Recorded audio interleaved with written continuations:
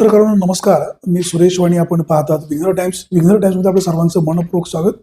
मंचर नगरपंचायतीच्या निवडणुकीचा प्रचार ऐन टप्प्यामध्ये आलेला आहे.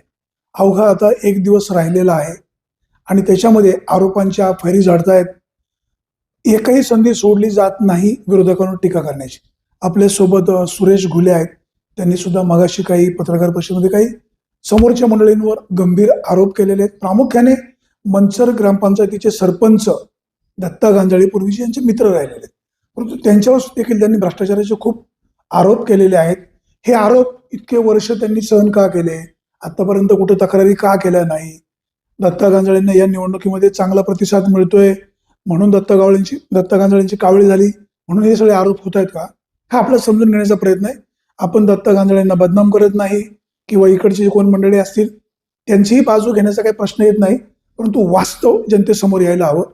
सुरेशराव, तुम्ही मगाशी पत्रकार परिषदेमध्ये दत्ता गांजाळेंवर टीका केली की ते सरपंच असताना भ्रष्टाचार झाला, विकास कामं करत असताना काही आर्थिक देवाणघेवाण झाली किंवा काही प्रत्यक्षात बिल 100 रुपयाचं काढलं, जास्त हिशोब लागत नाही, त्यांच्या दप्तराची चौकशी झाली असं तुम्ही म्हणाले. तुम्हाला हे सगळं उशिरा शहाणपण का सुचलं? नाही, इतक्या दिवस बघा आम्ही गप्प होतो. गप्प याच्यासाठी होतो की आमचा जो ग्रुप होता पूर्वीचा, म्हणजे एक मोठा ग्रुप होता 9-10 जणांचा. त्याच्यामध्ये तो स्वतः दत्तात्रय गांजाळे असेल, मी असेल, संतोष गावडे असेल, प्रकाश थोरात असेल, सुशांत जाधव असेल, त्याचप्रमाणे सागर काजळे असेल, सुनील वानखेले असेल, शिवाजी राजगुरू असेल, कैलास काळे असेल.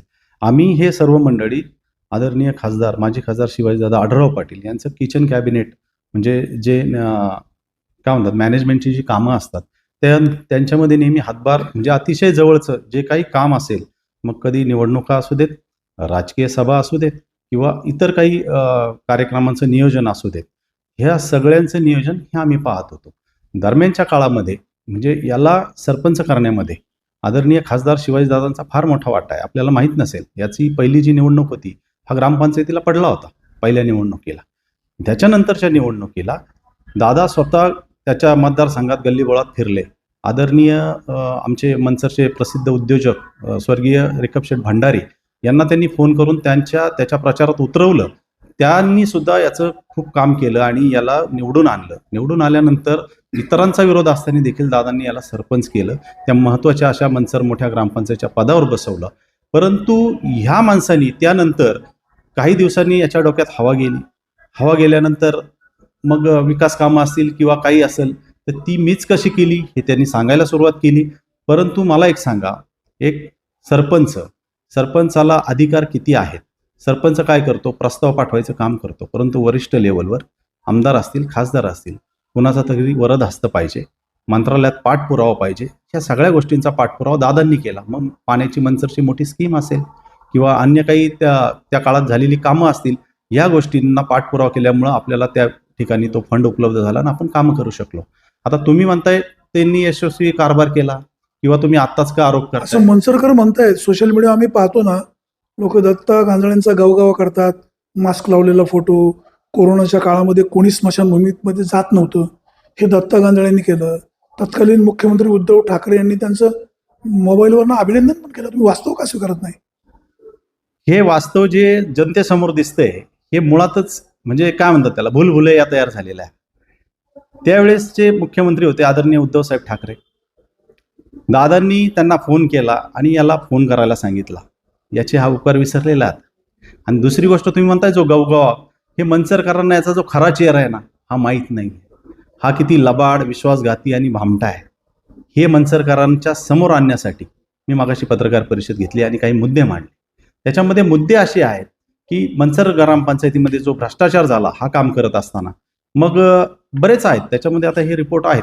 आणि आता भ्रष्टाचार कुठल्या वर्षी झाला, सरपंच किती वर्ष होते, त्याचं ऑडिट होतं, त्यावेळेस त्यांच्यावर गुन्हे दाखल का झाले नाही किंवा त्यावेळेस जो ग्रामसेवक होता त्याच्यावर पण ताशेरे का उडले? आता निवडणुकीच्या काळामध्येच मला वेगळं भांडवल नाही किंवा दत्ता गांजाळे आघत नाही, आवरत नाही म्हणून हे सगळं चाललंय? नाही, असं बिलकुल नाही आहे. आगत नाही, आवरत नाही. परंतु जो त्याचा खरा चेहरा आहे, कारण मंचरकरांना खरा धोका आहे ना ह्याच चेहऱ्यापासून आहे. मुळात खरा चेहरा म्हणजे काय नेमकं? हा ना, तेच तर वास्तव मी मांडतोय ना. काय वास्तव आहे की सुरुवातीपासून मी तुम्हाला सांगितलं की आम्ही ज्यावेळेस दादांच्या अतिशय जवळचे म्हणून काम केलं, ज्या दादांनी याला मोठं केलं, म्हणजे राजकारण असेल, समाजकारण असेल, पाठबळ दिलं चांगलं, मग दादांनी गॅस एजन्सी याला सांभाळायला दिली. त्या ठिकाणी या माणसांनी अफरातफर केली. त्याच्यानंतर कुठली गॅस एजन्सी? चाकणची गॅस एजन्सी ती दादांची होती. त्या ठिकाणी हा माणूस जात होता. सगळ्या मंचरकरांना माहिती आहे काय होतं ते. त्याला गाडी होती जायला यायला, मस्तपैकी पेपर टाकून पाठीमागं बसायचा. आता काय म्हणतात त्याला, तिथं अफरातफर केली. त्याच्यानंतर सरपंच असताना त्यांनी ग्रामपंचायतीमध्ये खूप कामांमध्ये गैरव्यवहार केले. म्हणजे कुठलाही हिशोब जुळत नाही, काय केलंय त्याचं त्याला माहिती. परंतु त्याचे जे रिपोर्ट आलेत आमच्याकडे ते अतिशय धक्कादायक. आता तुम्ही म्हणता इतके दिवस तुम्ही गप्प का बसले, निवडणुकीच्या तोंडावरच काय बोलताय? हे याचं कारण असं आहे की इतक्या दिवस म्हणजे आमचा जो ग्रुप होता ना, आमची सगळी मैत्री होती. आम्हाला वाटलं होतं हा आज ना उद्या दादांची माफी मागेल. आता मैत्री तुटली? मैत्री केव्हाच संपली ना. आता ज्या क्षणी ज्या माणसाने त्याच्या डोक्यावर हात ठेवला होता, त्याला मोठं केलं, त्या माणसावर हा टीका करायला लागला. म्हणजे आदरणीय माजी खासदार शिवाजीदादा आढळराव पाटील एका ताटात जीव घातलेला आहे दादांनी याला. दादांनी काय कमी केलं याच्यासाठी सांगा बरं? याचं सगळी आर्थिक घडी बसून दिली होती. याला आधी कुणी ओळखत नव्हतं मनसरमध्ये, याला दादांनी मार्केटमध्ये आणलं. पण हा दादांवरच टीका करायला लागला. त्याच्यामुळं आमचा बांध सुटला आणि मग आम्हाला हे आरोप करावे लागले. नुसते आरोप नाही तर आम्ही पुराव्यासह बोलतोय, जे मनसरकरांना माहिती आहे. म्हणजे जे तुम्हाला जर सांगायचं झालं तर ह्या ज्या गोष्टी आहेत, पुरावा घेऊन जे बोलतोय, तर ते मनसरकरांना माहिती आहे. त्याच्यामुळे मनसरकर याच्या किती भूलथापा ज्या असल्या तरी त्याला बळी पाडणार नाहीत. कारण त्यांना माहिती आहे विकासाचा जो आश्वासक जो चेहरा आहे, म्हणजे आदरणीय दादा आणि नामदार दिलीप वळसे पाटील यांनी जो दिलेला आहे, ते पब्लिक त्याच्याच मागे धावणार. तर मला सांगा, तुम्ही असं म्हणाले की दत्ता गांजाळे ज्यांच्या सोबत जातात त्यांचाच ते कार्यक्रम करतात, त्यांनी खूप भ्रष्टाचार केलेला आहे. मग एवढ्या वर्ष दादांसोबत तो माणूस राहिला, दादांच्या कारकिर्दीला पुढे नेण्यासाठी त्यांनी मदत केली. तुम्ही अजून एक मगाशी असं म्हणाले की सायकलवर पाव विकणारा कार्यकर्ता, तुम्ही त्यांच्या गरिबीची हेटाळणी करता? नाही, हेटाळणी नाही, मी वस्तुस्थिती सांगण्याचा प्रयत्न केला. लक्षात आलं का? हेटाळणी आम्ही कुणाची नाही, सगळेच कार्यकर्ते गरीब असतात. मी सुद्धा त्याच्यातूनच, मी पण मनसरच्या बाजारामध्ये डोक्यावर हंडा घेऊन पाणी विकलेलं आहे. त्याच्यामुळे हेटाळणी हा विषय नाही, परंतु ती परिस्थिती आहे, सत्य परिस्थिती, मी ते सांगण्याचा प्रयत्न केला. आता विषय असा आहे की याच्यामध्ये याची राजकीय महत्वाकांक्षा म्हणा मोठी होती. मग त्यांनी काय केलं, आमच्या ग्रुपमधील एकेकाला बाजूला करायला सुरुवात केली, एकेकावर वार करायला सुरुवात केली आणि अशा पद्धतीने त्यांनी त्या पूर्ण ग्रुपची वाट लावून टाकली. आणि मग कालांतराने मग दादांच्याच माध्यमातून त्याला काही ते सरकारी टेंडर मिळाले होते रेल्वेचे, तर त्याच्यामध्ये देखील त्यांनी आता मनसरमध्ये भरपूर चर्चा आहे रेल्वेच्या याच्यातल्या पैशांची. परंतु ती चर्चा म्हणजे ती लोक ज्यांनी त्याला पैसे दिले, काही प्रतिष्ठित लोक असतील, काही नागरिक असतील किंवा व्यापारी असतील. फक्त चर्चा का पुरावे? नाही, पुरावे मी सांगतो ना तुम्हाला. याच्यामध्ये ही जी लोक आहेत ना, ह्या लोकांनी सगळ्यांनी एकत्रित येऊन एक बैठक घेतली दादांजवळ. हे दादांकडे गेले, दादांना म्हटले हा दादा तुमचा कार्यकर्ता आहे, अशा गोष्टी आहेत आणि तुम्ही आम्हाला आमचे पैसे काढून द्या. मग हे दादांकडे गेल्यानंतर पैसे काय दादांना द्यायला दिले होते, घेतले होते? नाही, दादांचा विषयच नव्हता ना, हे दादांचा याच्या डोक्यावर हात होता ना. हा नेता त्यावेळेस दादांना मानत होता ना, आणि त्याच्यामुळं ती लोक दादांकडे गेली याची तक्रार घेऊन. तर दादांनी म्हटले की ठीक आहे, मी त्याला बोलावून घेतो, आणि दादांनी त्याला फोन केला. आता ह्या घटनेचा साक्षीदार मी स्वतः आहे तिथे, म्हणजे जी मंडळी आली होती सगळी. कुठल्या वर्षाची घटना ही? याला साधारणतः माझ्या मते एक 2-3 वर्ष झाली असतील, 2-3 वर्ष. त्याच्यामध्ये फोन केल्यानंतर हे मासे फोन उचलायला तयार नाहीत, यायला तयार नाहीत. कारण यांना कळून चुकलं की आता जर आपण तिथं गेलो, यांना कुणकुण लागली, आपल्या ही जे आहे आपण ज्यांच्याकडनं काय काय घेतलंय ती सगळी लोक तिथं गेलेली आहेत.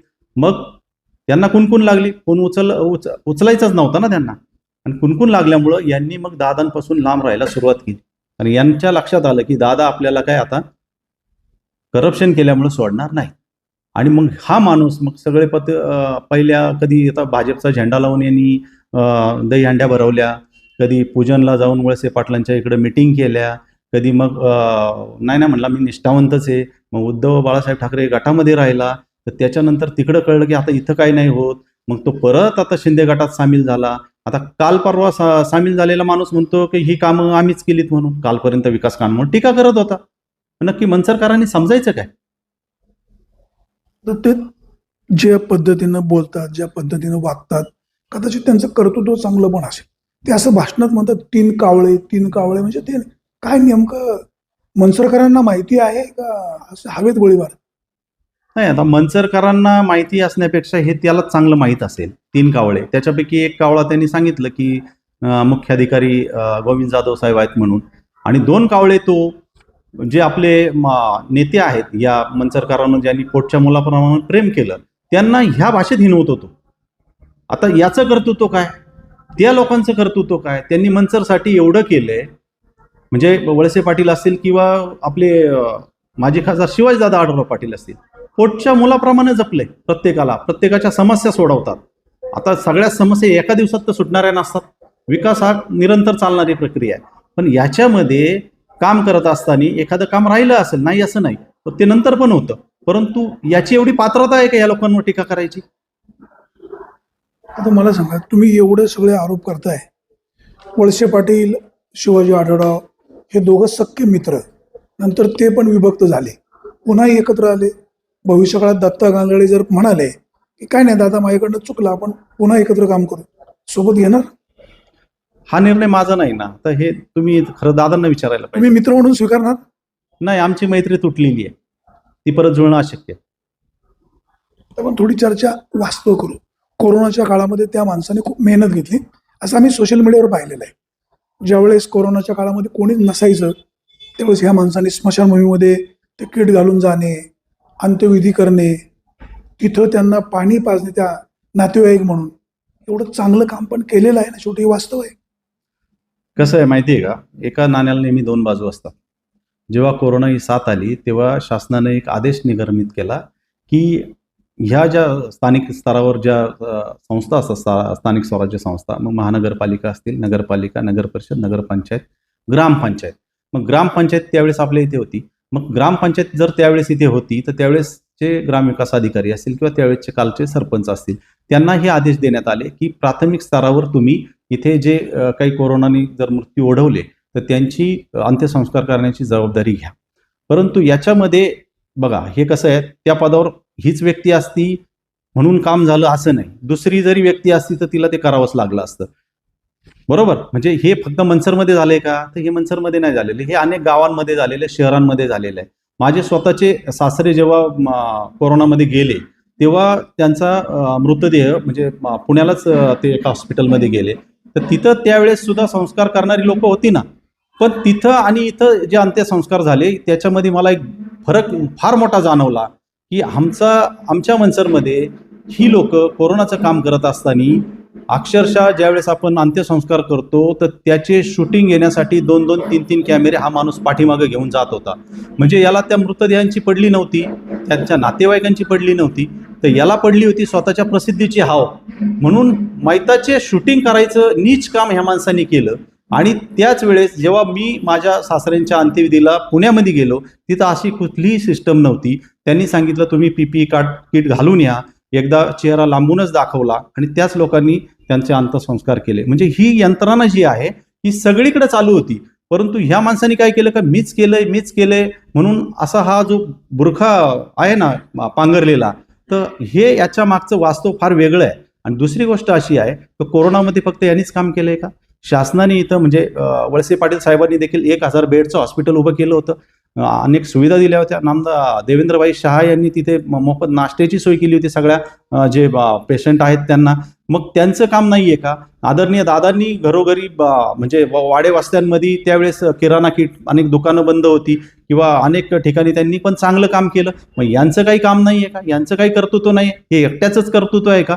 पण याला ती सवय लागलेली आहे, जे काय करतो ना ते मीच, माझ्याशिवाय कोण नाही, मी हे दाखवायचा प्रयत्न आहे. परंतु मनसरकर आता याला ओळखून चुकलेले आहेत की हा फक्त स्टंटबाजी करतो, याला फक्त मिरवायला आवडतं, मात्र त्याच्या मागचा चेहरा हा त्याचा अतिशय भयान आहे. तर मला सांगा, राजकारण म्हणून टीका टिप्पणी होत राहते, होत राहील. तुमच्या सोबत असते तर कदाचित तुम्ही म्हणाले असते दत्ता गांगळेंसारखा सज्जन माणूस नाही.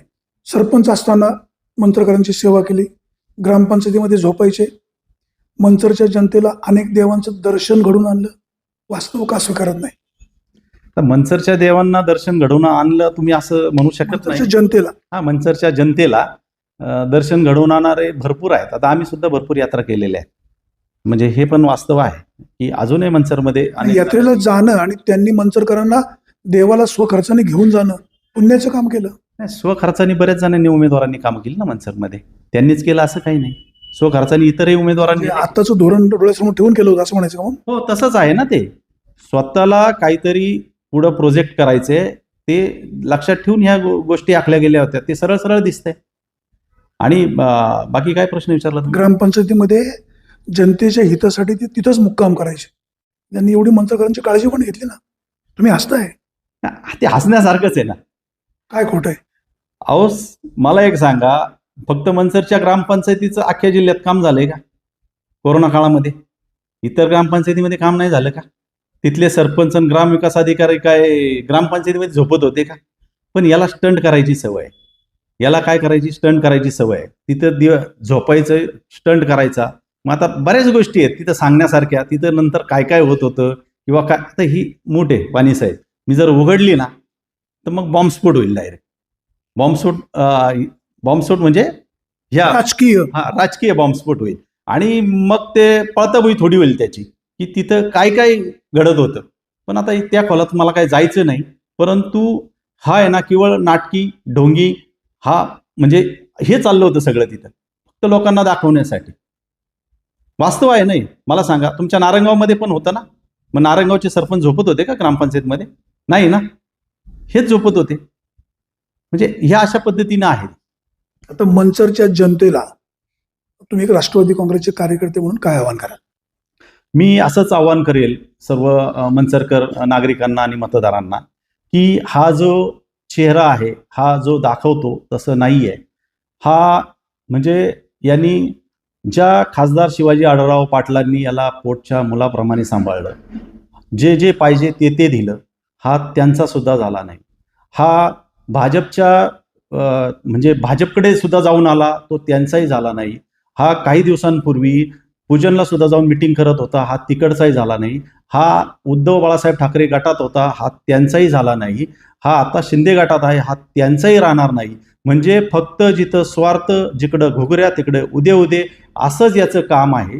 दुसरी गोष्ट अशी आहे की त्याचा दाखवायचा चेहरा आणि खरा चेहरा याच्यात फार फरक आहे. त्यामुळं ह्या चेहऱ्यावर भाळून मंचरकरांनी कुठलीही चूक करू नये आणि जो विकासाची कामं चाललेली आहेत ती निरंतर चालू राहण्यासाठी. बघा, मी अजून एक सांगतो तुम्हाला की आता मंचरमध्ये बरंच चालू आहे, म्हणजे अनेक उमेदवार आहेत किंवा काय आहे. परंतु इथे जी बॉडी येणार आहे, म्हणजे पॅनल येणार आहे ना, हा राष्ट्रवादी काँग्रेस पक्ष आणि भारतीय जनता पार्टीचा बहुमताने येणार आहे. त्याच्यामध्ये जास्तीत जास्त संख्येची बहुमत म्हणजे जे 17 कॅन्डिडेट आहेत नगरसेवक पदाचे, त्याच्यातले जास्तीत जास्त जे कॅन्डिडेट आहेत हे भारतीय जनता पार्टी आणि राष्ट्रवादी काँग्रेस पक्षाचे असणार आहेत. त्यामुळं उद्या ठराव घेताना, उद्या काहीही काम करताना ज्यांचा ठराव, ज्यांचं बहुमत जास्त आहे त्यांच्या पद्धतीने होणार आहे. त्याच्यामुळं त्यांच्याच विचाराचा नगराध्यक्ष होणं देखील गरजेचं आहे. उद्या समजा काही चूक झाली, गृहीत धरा, आणि जर नगराध्यक्ष दुसराच झाला, त्याला काम पण नाही ना करता येणार. एका नगराध्यक्षाला काहीच अधिकार नाही आहेत. खाली ठराव तर पाहिजे, सदस्यांनी ठराव दिले पाहिजेत, म्हणजे जे नगरसेवक आहेत त्यांनी. विकासासाठी जास्त निधी असतो ना. विकासासाठी निधी असतो, बरोबर, परंतु तो खर्च करण्यासाठी, तो इम्प्लिमेंट करण्यासाठी ठरावाची आवश्यकता असते. ज्यावेळेस यांची जी बॉडी असेल, यांची जेव्हा मीटिंग बसेल, कुठे काम काय करायचं, कसं काम करायचं, त्याच्यासाठी सदस्यांची संमती आवश्यक असणार आहे. किंवा काही मोठे प्रस्ताव आणायचे असतील तर त्याच्यासाठी देखील संमती असणार आहे. ती संमती जर एका बाजूला नसेल आणि एका बाजूला बहुसंख्येने काही सदस्य असतील तर विकास कामांमध्ये भरपूर अडथळे येतील आणि विकास फक्त हा कागदावरच दिसेल, मग तो दिसणारच नाही खाली. तर ते इम्प्लिमेंट करण्यासाठी नगराध्यक्ष सुद्धा म्हणजे राष्ट्रवादी काँग्रेस पक्ष आणि भारतीय जनता पक्ष युतीचा आणि त्यांचेच नगरसेवक एकाच विचारानं जर निवडून, आपण जसं म्हणतो डबल इंजिन सरकार, त्याच पद्धतीने हेच कामकाज आहे. अजून एक मुद्दा याच्यामध्ये आहे की ह्या व्यक्तींनी अनेक जणांना स्वीकृत नगरसेवकाचा शब्द दिलेला आहे. मी तुम्हाला स्वीकृत नगरसेवक करतो म्हणून. मुळातच अतिशय ढोंगी आणि भामटेपणा, म्हणजे काय म्हणतो आपण, भंपकपणा म्हणून याला. स्वतः कसले अधिकार नाही, कशाचे अधिकार नाही, कुठून हे पद येतं, कसं येतं, काहीही माहीत नाही. ज्यांचे नगरसेवक जास्त निवडून येतात, लक्षात घ्या, त्यांना नगर परिषद त्यांचं अख्खं पॅनल आहे, कदाचित अख्खं पॅनल विजय होईल ना. हा कॉन्फिडन्स त्यांचा असतो, तुम्ही असं कसं नाही म्हणता? नाही पॅनल आता हे त्यांचा असेल कदाचित पॅनलचा आत्मविश्वास किंवा काय, परंतु पॅनल मी सांगतो तुम्हाला, राष्ट्रवादी काँग्रेस पक्ष आणि भारतीय जनता पार्टी यांचंच पूर्ण बहुमताने पॅनल येणार आहे. कारण तशी परिस्थिती मनसरमध्ये दिसत आहे. आम्ही जो सर्वे केलेला आहे त्याच्यामध्ये राष्ट्रवादी काँग्रेस पक्ष आणि भारतीय जनता पार्टीचे उमेदवार पुढे आहेत, बऱ्याच अंतराने पुढे आहेत. त्यामुळं हीच लोक निवडून येणार आहेत असं, म्हणजे त्याच्यामुळं मनसरकरांनी देखील हा विचार कॉन्फिडन्स का ओव्हर कॉन्फिडन्स? नाही, ओव्हर कॉन्फिडन्स नाही, कॉन्फिडन्स आहे. कारण ग्राउंड लेवलवर आम्ही काम केलेलं आहे, इतक्या वर्ष आम्ही काम करतोय, दादांबरोबर काम करतोय, आज इकडे काम करतोय.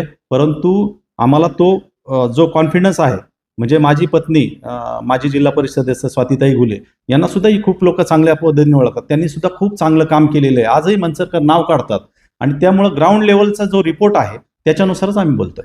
आता मला सांगा, दत्ता गांजाळे तुमचे पूर्वीचे मित्र, त्यांचं पूर्ण शिवसेनेचं पॅनल तयार आहे.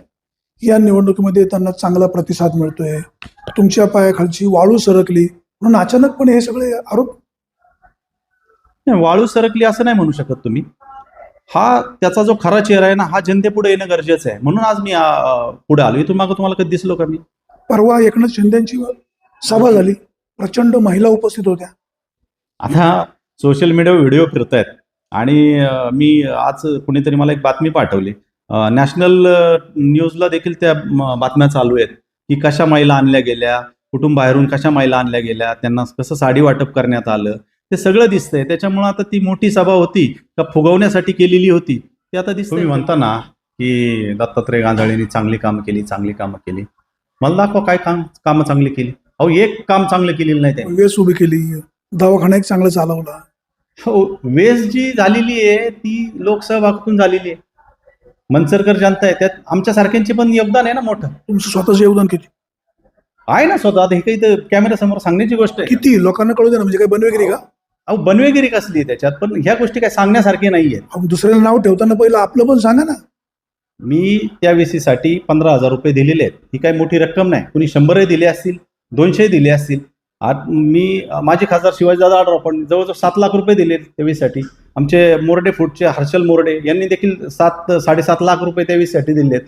अनेक मान्यवरांनी त्यासाठी देणग्या दिलेल्या आहेत. ते काम झालं, परंतु त्या कामाचा हिशोब सुद्धा नाही ना, जनतेपुढे मांडायला नको. कुठे आहे तो हिशोब? लोकसहभागातून झालेलं काम म्हणायचं मी केलं, मग ही नौटंकी नाही का? म्हणजे हा भंपकपणा आहे टोटल. सहली केल्या. सहली म्हणजे कधी आत्ताच्या म्हणता का पाठीमागच्या? सगळेच ना. हे बघा, पाठीमाग सहल जे नियोजक होतो तर आम्ही सगळे एकत्रच होतो, सगळा ग्रुप आमचा एकत्रच होता. आमचे सरपंच झाल्यावर मागचं जाऊ द्या, सरपंच झाल्यावर सुद्धा दादांबरोबर केल्यात ना आम्ही सहली, पण ते दादांनी त्याला आर्थिक पाठबळ दिलं होतं. दादांचा वाढदिवस असेल किंवा आणखी काही असेल तर दादा त्याला आर्थिक पाठबळ द्यायचे आणि म्हणून त्या सहली व्हायच्या. मग कधी थोडासा खर्च असेल किंवा मोफत असेल, आणि हे सगळं दादांचं योगदान होतं. हा मॅनेजमेंटला होता, म्हणजे याचं श्रेय असं काही नाही ना. मी म्हणतो का त्या सहली मी केल्यात? मी पण होतो ना मॅनेजमेंटला. आता सुद्धा यांनी काही सहली केल्या असतील, हे पैसे घेऊन केलेले आहेत. बघा तुम्ही, आता हा म्हणणार जेवढा खर्च तेवढा. अरे बाबा, खर्च काय, पण तू लोकांकडून पैसेच घेऊन गेलाय ना. तुम्ही आता जे आरोप करताय हे आरोप जर सिद्ध झाले नाही आणि त्यांनी जर तुमच्यावर मारहाणीचा दावा ठोकला तर? ठोकू शकतात ना, हरकत नाही, मी त्याला उत्तर द्यायला समर्थ आहे. मनसरकरांनो, आपल्या सोबत होते हे सुरेश घुले, ते राष्ट्रवादी काँग्रेसचे कार्यकर्ते आहेत. पूर्वी आढळरावदादांसोबत होते, दादा राष्ट्रवादी झालं, ते सगळे सोबत आले. दत्ता गांजाळे हे सगळे पूर्वीचे एकेकाळचे मित्र. आता प्रत्येकाला इच्छा असते मी पुढे मोठं व्हावं, अजून काही डेव्हलपमेंट करावी. त्या पद्धतीनं दत्ता गांजाळे यांचे कदाचित प्रयत्न सुरू असतील. आता दत्ता गांजाळे यांनी केलेले आरोप, हे आरोप यांचे आहेत. ते खरे खोटे संबंधित यंत्रणा तपासेल, परंतु निवडणूक म्हणलं की आरोप प्रत्यारोप होत असतात. मनसरकरांनो, या निवडणुकीमध्ये सर्वाधिक मतदारांनी बाहेर पडा, जास्तीचं मतदान करा. कोणाच्याही दादागिरीला, दहशतीला, इमोशनल कमेंटला भाळू नका. जो तुमच्या कामाचा आहे, जो तुमचे प्रश्न सोडविल, अशा सहकार्याला निवडून द्या. आणि मनसर शहराचा विकास करायचा असेल तर तुम्ही तुमच्या मनातली जी टीम असेल त्यांना विजयी करा. अ ला करा का ब ला करा, याला पाडा का त्याला पाडा, हे आमचं काम नाही. परंतु जो कामाचा आहे, जनतेचे प्रश्न सोडवील, मंचर शहराचा चेहरा मोहरा बदलण्याचा प्रयत्न करील, असं पॅनल तुम्ही सत्तेवर आणा. साहेब, तुम्ही विघ्न टाइम्सशी मन मोकळे बोललात, तुम्हाला मनापासून धन्यवाद. तुमच्या मनातील इच्छा मंचरकर पूर्ण करू, असे तुम्हाला शुभेच्छा. धन्यवाद. प्रेक्षक हो, आपण कुठेही जाऊ नका, पाहत राहा फक्त विघ्न टाइम्स, शोध बातमीचा, अध्यास सत्याचा. धन्यवाद.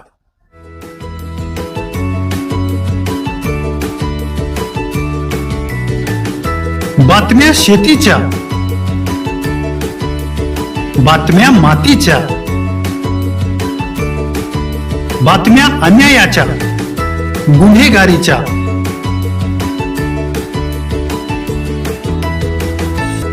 राजकारणाच्या आणि समाजकारणाच्या, शोषणाविरुद्ध बुलंद आवाज, जनसामान्यांच्या हुंकाराची गाज, सत्कार्याला प्रोत्साहन, दुष्कृत्याला अनुशासन, निर्भीड, निस्पृह, सडेतोड, बेधडक आणि रोखटोक म्हणजेच विघ्नहर टाइम्स. शोध बातमीचा, ध्यास सत्याचा. आपलं चॅनल, आपली बातमी. सबस्क्राईब तर कराच, पण बेल आयकॉनवर क्लिक करायलाही विसरू नका.